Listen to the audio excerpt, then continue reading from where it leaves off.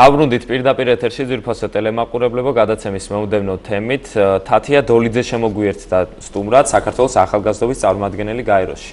თათია მოგესალმები, მადლობა რომ მოხვედით ჩვენთან გადაცემაში სტუმრად. ესე იგი შენ ხვალ მიემგზავრები გაეროს გენერალურ ანსამბლეაზე, სადაც სიტყვით უნდა წარსდგე მსმენელის წინაშე, ხო? ესე აი ამ თემას შევეხებოდით, მანამდე გითხარი საერთოდ აგვიხსენია ეს პროგრამა რას გულისხმობს და გაეროს პროგრამა არის, რომელიც საქართველოში ხორცელდება, ანუ ყველა ქვეყნიდან ჩადიან გაეროს ანსამბლეაზე და წარადგენენ თავიანთ ქვეყნებს. Ცირე ინფორმაცია, რაც მაყურებელს მივაწოდეთ. მივესალმებით ტელემაყურებელს, პირველ რიგში ძალიან დიდ მადლობას გიხდით მოწვევისთვის და აღნიშნული პროგრამით დაინტერესებისთვის. მე შემიძლია ზოგადად მოგახსენოთ გაეროს ახალგაზრდობის წარმომადგენლის პროგრამის შესახებ და შეგდეთ განგიმარტოთ ეროვნულ დონეზე, ანუ ამ შემთხვევაში საქართველოში როგორ ხორციელდება ეს პროგრამა. პირველად გაერომ წევრ სახელმწიფოებს 1991 წელს მოუწოდა, რომ ახალგაზრდა დელეგატები შეიყვანათ ქვეყნის ოფიციალურ წარმომადგენლობაში და ეს შემდეგ ეს უკვე მრავალი რეზოლუციის შედეგად გამტკიცდა.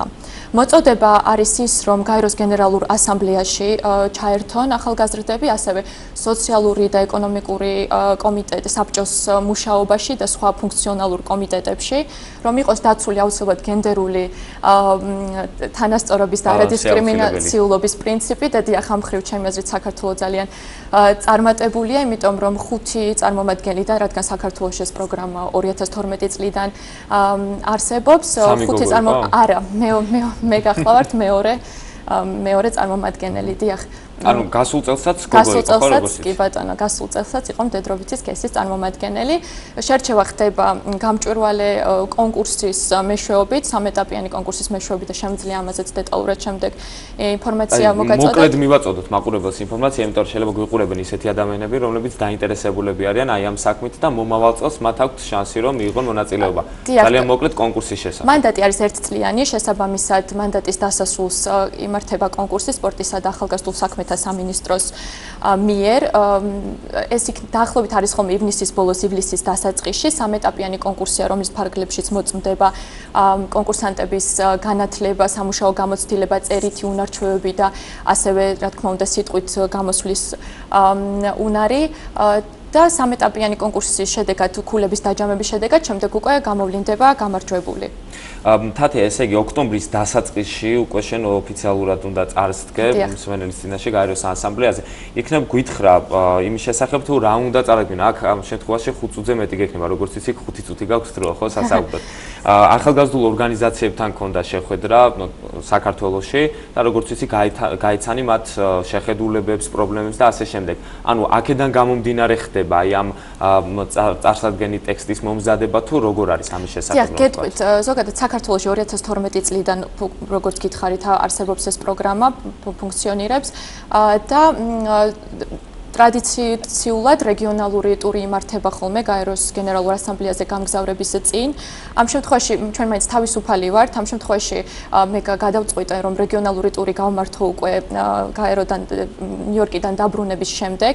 ამ ეტაპზე კი გავმართე შეხვედრა ახალგაზრდული ორგანიზაციების წარმომადგენლებთან თბილისში და სატელეფონო ჩართვების საშუალებით მოვისმინე რეგიონების ხმებიც. კი ბატონო და ასევე განვახორციელე 2 ფართომასშტაბიანი პროექტი.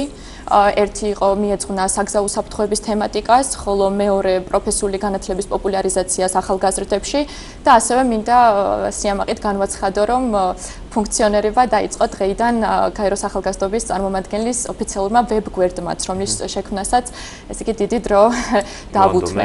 კი ბატონო, და ზუსტად ამის თქმა მინდა, რომ იმდენად ცოტა არის დრო მოსამზადებელი გაეროს გენერალური ასამბლეისთვის, რომ ფორს-მაჟორულ რეჟიმში ჩატარებულ რეგიონალურ ტურს ვამჯობინე უკვე დაგეგმილად გაეროდან დაბრუნების შემდეგ ჩავატარეს რეგიონალური ტური და ჩემი მიზანი ამ შემთხვევაში იქნება ის, რომ უკვე მათ საჭიროებებზე, რასაც უკვე პირველი წყაროსგან მივიღებ ინფორმაციას, ამ საჭიროებებზე დაყრდნობით განვახორციელო დამატებითი პროექტები წლის მანძილზე. ანუ არა მხოლოდ ის სავალდებულო, რაც არის თვითონ ეს რეგიონალური ტური და გენერალურ ასამბლეაზე სიტყვით გამოსვლა, არამედ დამატებით, დიახ, აი თუნდაც ეს 2 მაგალითი, რაც ახლა გითხარით, რაც ეს იყო ერთი საგზაო უსაფრთხოებასთან დაკავშირებით, ეს აქტუალური პრობლემაა, მაგრამ მხოლოდ დედაქალაქში მთელი საქართველოს მასშტაბით. ეს კონკრეტული ფოკუსი იყო მძღოლების მხრიდან ქვეითებისთვის ზებრა გადასასვლელებზე. ის შესახებ, ანუ ეს აქცია, როგორც იცი, ფლეშმობის სახით მიმდინარეობდა, ხო? დიახ, ფლეშმობის სახით იყო აქცია, იყო ასევე ინფორმატიული ღონისძიება, რა თქმა უნდა, იქ პრეზენტაცია, დისკუსია და დარიგდა წიგნები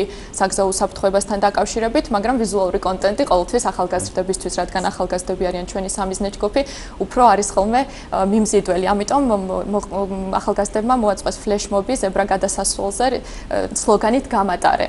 და ამის გარდა სხვათა შორის იყო პრობლემა მიუხედავად იმისა, რომ პატრულს ჰქონდა გადაკეტილი გზა, მიუხედავად ამისა, არის საქართველოში ნამდვილად დგას მძღოლების უკულტურობის პრობლემა, როცა ხო, ამ შემთხვევაში ალბათ ცნობიერების ამაღლება არის საჭირო. ჩვენ ყოველთვის ვამბობთ იმას, რომ ქვეითად მოსიარულეს, როდესაც იგი მოძრაობს ქუჩაში, თავი გონია უპირატესი, ხოლო მძღოლს თავის თავი გონია უპირატესი. ნამდვილად თბილისი არის ქალაქი მანქანებისთვის და არა ქალაქი ადამიანებისთვის და ეს პრობლემა არის. ასევე თუ არ ვწდები არის შესაძლებლობა რომ ვაჩვენოთ ფოტომასალა აუცილებლად ეს იყო პროფესიულ განათლებასთან დაკავშირებით დიახ იმიტომ რომ საქართველოში არის ძალიან დიდი პრობლემა არის ახალგაზრდობის უმუშევრობის და შესაბამისად პროფესიული განათლების ხარისხის გაუმჯობესება და სამუშაო ბაზარზე ორიენტირებული განათლების სისტემის ჩამოყალიბება თვის მინდოდა რომ ხელი შემეწყო ამ სოციალური კამპანიით განხორციელდა ეს პროექტი იცით, გაიმართა ღონისძიება, ეს იყო პანელ დისკუსია, სადაც იქნა განხილული სოციალური, ეკონომიკური, პოლიტიკური თუ კულტურული ასპექტები პროფესიული განათლების და აქაც ვიზუალური კონტენტის იგივე. ალბათ საშუალება გვაქვს, რომ ჩვენც ვნახოთ ეს კადრები. ახალგაზრდები, დიახ, არიან გამოწყობილი, როგორც მაყურებელი ნახავს ეკრანზე, გამოწყობილი სხვადასხვა პროფესიის წარმომადგენლის ფორმებში, ეს იქნება სტილისტი, ძრავის შემკეთებელი, ელექტრიკოსი, ასე შემდეგ და მთავარი მესიჯი, რა თქმა უნდა, არის ის, რომ ყველანაირი პროფესია დასაფასებელი და არც ერთი სამუშაო არ არის სათაკილო.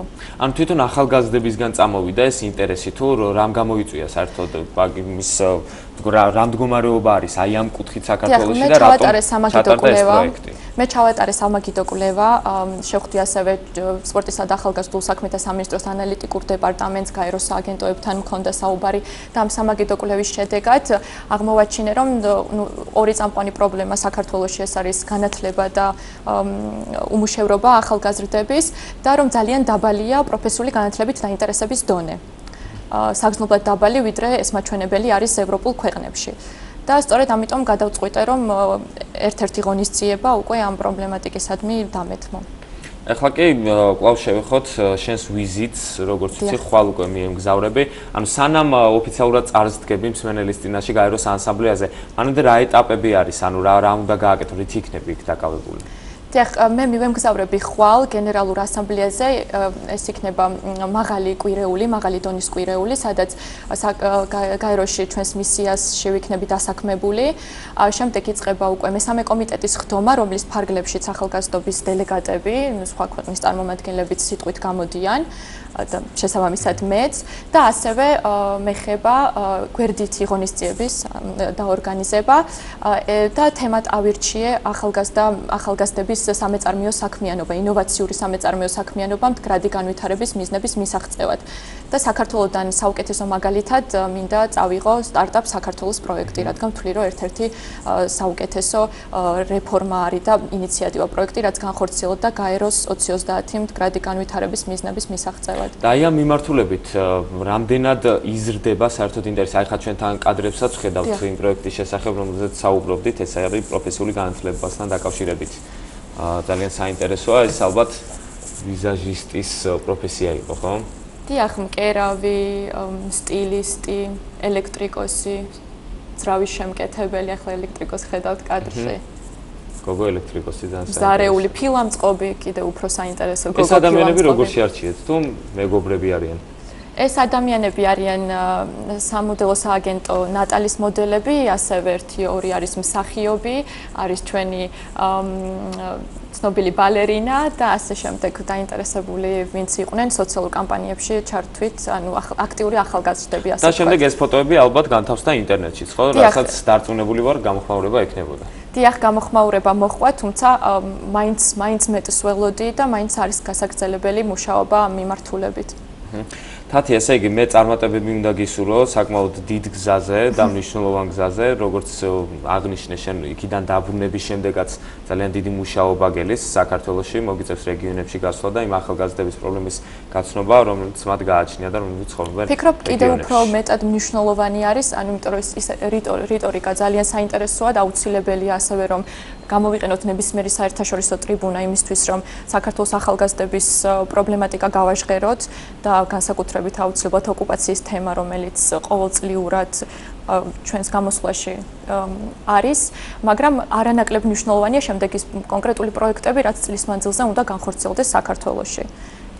და ასევე თებერვალში დავამატებ, რომ სოციალური და ეკონომიკური საბჭოს სხდომაზეც მიწევს გამგზავრება ისევ გაეროში და კიდევ მექნება საშუალება, რომ უკვე აი ამ რეგიონალური ტურის შემდეგაც გავაჟღერო ის კონკრეტული პრობლემები, რასაც დავაწყდები. მოკლედ საკმაოდ დატვირთული გრაფიკი გაქვს, როგორც მე მივხვდი, ჩვენ რა თქმა უნდა წარმატებებს გისურვებთ ჩვენი გადაცემის შემოქმედებითი ჯგუფის სახელით.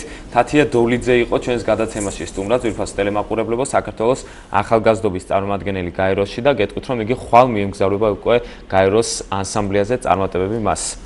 თათია, შენთან ერთად დამშვიდობები ჩვენს ტელემაყურებლებსაც. ამოიწურა ძვირფასო ტელემაყურებლებო ჩვენთვის განკუთვნილი დრო. მე დაგემშვიდობებით მომდევნო კვირამდე, ბედნიერ შაბათ კვირას გისურვებთ, ნახვამდის.